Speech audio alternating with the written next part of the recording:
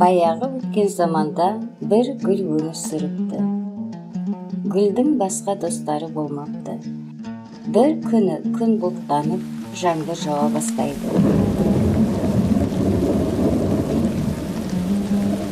Гүл жаңбырдан қаша алмайды. Жаңбыр жауып, басылған соң күн қайта ашылады.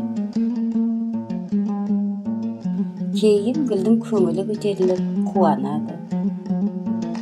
Ол әртүрлі қимыл жасап билейді. Бір кезде оның басындағы тұқымы жерге себіледі. Гүл оны байқамайды.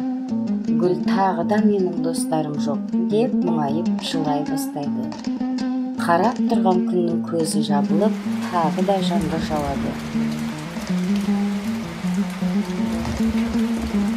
Жаңбырдан соң гүл жан-жағына қараса, кішкентай гүлдердің шыға бастағанын көреді.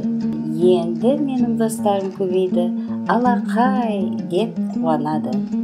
Содан бері әртүрлі гүлдер жерге шыға бастапты.